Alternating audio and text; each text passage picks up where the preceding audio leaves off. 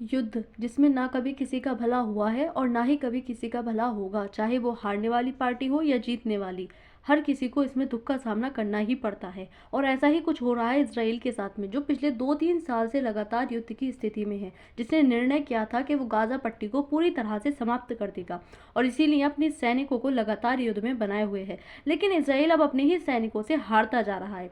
ये कुछ ऐसा ही हो रहा है जब इतिहास में हम पढ़ते हैं, सिकंदर जब भारत की ओर कूच कर रहा था, जब पूरे विश्व विजय की जीत के लिए निकला था, तो पिछले 10-12 महीनों से जो कई सारे महीने थे, उनमें जो उसके सैनिक थे वो लगातार युद्ध की स्थिति में बने हुए थे। लेकिन जब भारत के छोर पर वो पहुंचे, उत्तर पश्चिमी वाले क्षेत्र पे जब वो भारत में एंटर होने के लिए पहुंचे, तो उन्होंने भारत में एंटर होने से मना कर दिया, क्योंकि उनकी हिम्मत, उनका जो जज्बा था वो जवाब दे चुका था।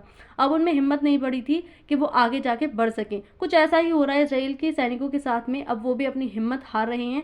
ऐसा रिपोर्ट्स में खुलासा हुआ है कि इसराइल में जो सेना के पद हैं वो बहुत बड़ी संख्या में खाली हो चुके हैं। उच्च रैंक वाले पद खाली हैं, कम से कम 1300 समथिंग में पद खाली बताए जा रहे हैं। जो कैप्टन और जो उच्च रैंक वाले पदाधिकारी हैं उनके पद खाली हैं। इसराइल रिजर्वेशन देने के लिए भी तैयार है, लेकिन जो सैनिक बने हुए हैं अभी भी अपने पदों पर, वो सेना को छोड़ करके जा रहे हैं और जो नए एंटर होने हैं वो इसमें भर्ती होने के लिए ही तैयार नहीं है। तो रिपोर्ट में कुछ ऐसा खुलासा हुआ है। आइए देखते हैं कि आखिरकार क्या रिपोर्ट आ रही है जिसमें इतनी बड़ी बात को कहा गया है।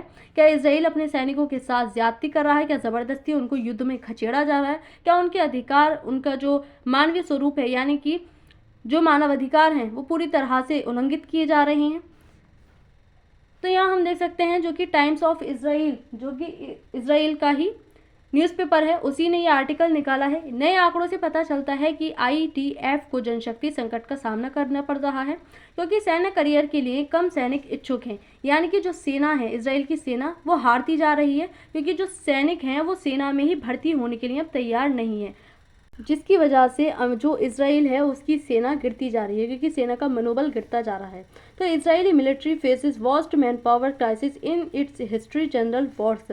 इतिहास में जो पहले कभी ऐसा हुआ था, बहुत टाइम बाद में ऐसा दौर फिर से इसराइल की सेना को देखने को मिल रहा है। इसराइल के जो अधिकारी हैं अब वो ये करने की कोशिश कर रहे हैं कि ज़्यादा से ज़्यादा रिजर्वेशन लिया जाए, ताकि जो सैनिक हैं उससे उत्साहित होकर, उससे मोटिवेटेड होकर के आर्मी में, यानी कि जो सेना है उसमें भर्ती होने के लिए अग्रसर हो। लेकिन देखा ये जा रहा है कि रिजर्वेशन देने के बावजूद भी जो सेना है वो अब सेना में एंटर होने के लिए, जो वहाँ के यंगेस्ट जवान बच्चे हैं वो सेना में भर्ती होने के लिए तैयार ही नहीं है। तो खबर क्या आ रही है? रिपोर्ट्स के अनुसार इसराइल की सेना आईडीएफ गंभीर मैन पावर संकट का सामना कर रही है। बड़ी संख्या में सैनिकों की थकान, लगातार तैनाती और युद्ध में हताहत होने की वजह से संकट गहरा रहा है, क्योंकि लंबे टाइम से जब कोई युद्ध में बना रहेगा तो जाहिर सी बात है उसकी शारीरिक जो शक्ति है वो पूरी तरह से गिर जाएगी। मानसिक तनाव उसको झेलने को मिलेगा। जो युद्ध होता है वो आसान तो होता नहीं है। तो ऐसे में जो इसराइल की सेना है वो इतने लंबे टाइम से युद्ध में बनी हुई है, जो कि अब उसका मनोबल गिरता जा रहा है। गाजा में चल रहे संघर्ष के कारण सैन्य दबाव और भी ज़्यादा बढ़ गया है। उन पर बहुत ज़्यादा दबाव डाला जा रहा है, ज़बरदस्ती उनमें युद्ध के लिए भेजा जा रहा है, जिसमें अब वो अपना पद ही छोड़ करके जा रहे हैं, यानी कि वो सेना से निकलने के लिए मजबूर हो गए हैं। तो एक वरिष्ठ इजरायली रिजर्व जनरल ने चेतावनी दी है कि देश की सेना इतिहास में सबसे गंभीर कार्मिक कमी का सामना कर रही है, जहां हजारों अधिकारी सेवा छोड़ रहे हैं और ऑपरेशनल तैयारी में कमी आ रही है। जहां जो इसराइल है वो जीतता जा रहा है दूसरे देश से, यानी कि जो युद्ध है उसमें तो जीत रहा है, लेकिन वो जीत कर भी हारता हुआ नजर आ रहा है अपने ही लोगों से, अपनी ही सेना से इसराइल हारता हुआ नजर आ रहा है। यह संकट गाजा में चल रहे अभियानों के बीच सेना के बुनियादी कामकाज के लिए खतरा बनता जा रहा है। जो प्रण लिया था, जो इसराइल के जो सेना थी, जो अधिकारी थे, जो सोच रहे थे कि गाजा को पूरी तरह से समाप्त कर देंगे, लेकिन गाजा तो समाप्त नहीं हुआ, लेकिन इसराइल की सेना टूटती जा रही है। तो सैनिकों की वर्तमान स्थिति किस तरह की है? लंबे समय से लगातार लड़ाई के कारण शारीरिक और मानसिक थकान का सामना इसराइल के सैनिकों को करना पड़ रहा है। छुट्टियों और रोटेशन की कमी पूरी तरह से देखने को मिल रही है। जो सैनिक हैं वो भी मनुष्य ही हैं, उनका भी घर परिवार है, उनको भी छुट्टी की ज़रूरत होती है, क्योंकि मेंटल प्रेशर पड़ता है। जो शारीरिक स्थिति है वो थकान के कारण काफ़ी ज़्यादा खराब हो चुकी है। कई रिपोर्टों में सैनिकों ने कहा है कि वे अत्यधिक दबाव में काम कर रहे हैं, उनसे ज़बरदस्ती काम करवाया जा रहा है। ये कुछ ऐसा ही हो रहा है कि हिटलर की तरह ज़बरदस्ती युद्ध में खींचा जा रहा है। कुछ सैनिकों को पर्याप्त आराम, भोजन और सुरक्षित वातावरण तक नहीं दिया जा रहा है, उनसे बस ज़बरदस्ती सेना में जो है युद्ध करवाया जा रहा है, जिसकी वजह से अब वो अपने पद को छोड़ने के लिए मजबूर हो चुके हैं। 18 से 24 वर्ष की आयु के लगभग 80,000 अति रूढ़िवादी पुरुष वर्तमान में सैन्य सेवा के लिए पात्र हैं, लेकिन अभी तक भर्ती नहीं हुए हैं। यानी कि जो पात्र हैं भी पुरुष, अब वो खुद से ही सेना में नहीं आना चाह रहे हैं, क्योंकि उनको दिख रहा है कि सेना की स्थिति कैसी है। आईडीएफ ने कहा कि गाजा में हमास के खिलाफ युद्ध और अन्य चुनौतियों के कारण स्थायी और आरक्षित बलों पर पड़ने वाले दबाव के कारण उसे तत्काल 12,000 भर्तियों की आवश्यकता है। जिस तरह से इसराइल की स्थिति बनी हुई है, सभी देशों से जो लगातार संबंध इसराइल ने खराब कर लिए हैं, उसके बाद में उसे भारी मात्रा में सैनिक भर्तियों की ज़रूरत है। लेकिन इसके बाद भी जो पद हैं वो नहीं भर पा रहे हैं, क्योंकि जो वहाँ के पुरुष हैं, जो वहाँ के यंगेस्ट बच्चे हैं, वो सेना में आने के लिए तैयार ही नहीं हैं, बल्कि जो हैं भी वो भी अपने पदों को छोड़ करके जा रहे हैं। तो इजरायली सेना ने 1980 के दशक के बाद से अब अपने सबसे गंभीर जनशक्ति संकट का सामना कर रही है। 1980 का टाइम है, उस टाइम पर कभी ऐसी ही स्थिति देखने को मिली थी जब इसराइल का निर्माण हो रहा था। तब भी इसराइल अलग अलग देशों के साथ में, जो अरब कंट्रीज हैं उनके साथ में युद्ध की स्थिति में था। तो कुछ ऐसी ही टाइम पीरियड उस टाइम पर देखने को मिली थी ऐसी स्थिति, और ये उस टाइम से लेकर के अब देखने को मिल रही है, जिसमें विभिन्न इकाइयों में लगभग 1300 अधिकारी हैं, जिसमें लेफ्टिनेंट से लेकर कैप्टन रैंक तक की कमी देखने को मिल रही है। यानी कि इतने ऊंचे पद भी खाली देखने को मिल रहे हैं, वो भी इतनी भारी संख्या में। 1300 अधिकारियों के पद खाली हैं। अधिकारियों और गैर कमीशन अधिकारियों के बीच मनोबल और सेवा जारी रखने की इच्छा में भारी गिरावट आई है, और साथ ही सैनिकों के बीच तलाक की दर भी 20% बढ़ गई है।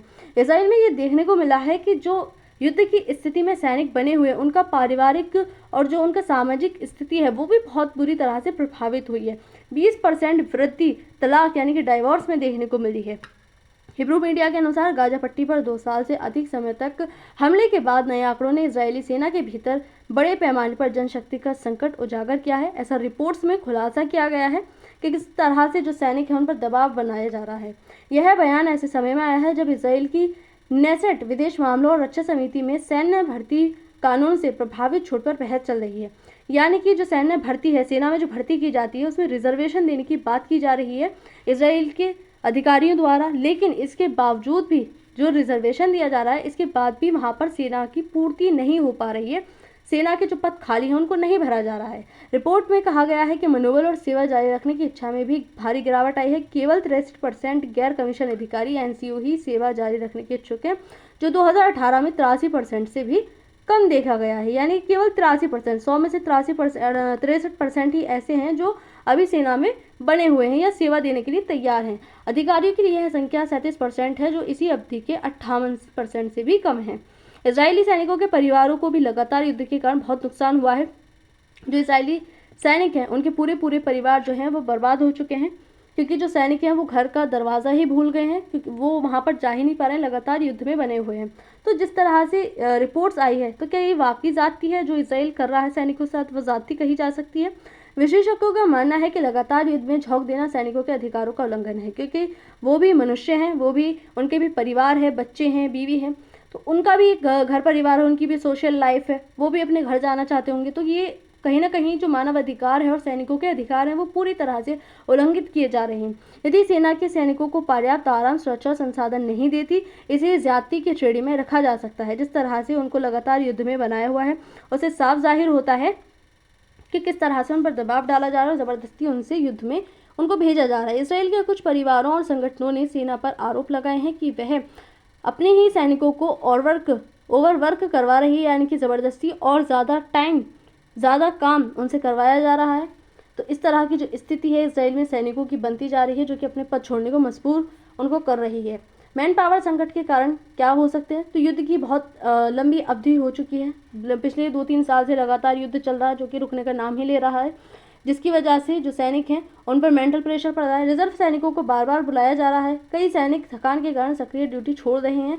जो थकान है वो पूरी तरह से थक चुके हैं सैनिक। शारीरिक जो तनाव है उनको देखने को, मानसिक तनाव उनको देखने को मिल रहा है। शारीरिक दबाव उन पर डाला जा रहा है। सामाजिक और राजनीतिक विरोध के कारण भी भर्ती में कमी देखने को मिल रही है।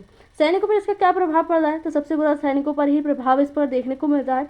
मानसिक स्वास्थ्य में गिरावट आई है, क्योंकि तनाव का जो सामना है वो करना पड़ रहा है। युद्ध के बाद PTSD की संभावना बढ़ गई है। परिवारों के साथ समय न मिल पाने पर तनाव मिला है। पारिवारिक संबंध पूरी तरह से खराब हो गए हैं। 20% हमने देखा किस तरह से तलाक की वृद्धि भी उत्पन्न हो गई है। लगातार तो मौत और हताहत देखने को मानसिक दबाव बढ़ा है। जो अपने सैनिक हैं, जिनके साथ ये सेना में शामिल थे, इनके बहुत सारे अपने सैनिकों को खो भी चुके हैं युद्ध में, जिसकी वजह से मानसिक तनाव और भी ज़्यादा हो गया है। अंतर्राष्ट्रीय प्रतिक्रिया क्या आई है इस पर? तो कई अंतर्राष्ट्रीय मानवाधिकार संगठन IDF को लेकर चिंतित हैं। जो मानवाधिकार है, इसमें साफ तौर से दिखाई दे रहा है कि सेना के नाम पर, युद्ध के नाम पर मानवाधिकारों का उल्लंघन किया जा रहा है। रिपोर्टों में सैनिकों के अधिकारों की हनन की बात की गई है। कुछ देशों ने इसराइल से सैनिकों की स्थितियों में सुधार करने की अपील भी कही है कि इसराइल को सेना में सुधार करने की आवश्यकता है, उनको छुट्टी दी जाए, उनको अपने घर भेजा जाए, ये जो युद्ध है, जो युद्ध की स्थिति में तुम बने हो, उसको रोका जाए। तो इसराइल वर्तमान में गंभीर सैन्य संकट से गुजर रहा है। सैनिकों पर अत्यधिक दबाव और लगातार तैनाती को ज्यादती की तरह देखा जा सकता है। किस तरह से जो उनके सैनिक हैं उन पर दबाव बनाया जा रहा है। स्थिति सुधारने के लिए सेना को मानव संसाधन, आराम और सुरक्षा को प्राथमिकता देनी होगी। अगर अपने सैनिकों की भर्ती इसराइल को चाहिए तो अभी जो सैनिक हैं उनका ज़्यादा से ज़्यादा ख्याल रखना चाहिए, उनके जो अधिकार हैं उनका उल्लंघन नहीं करना चाहिए, और जिस तरह से उनका शारीरिक और मानसिक तनाव वो झेल रहे हैं उसको सुधारने की कोशिश करनी चाहिए इसराइली सरकार को। तो आज की इस वीडियो में इतना ही। थैंक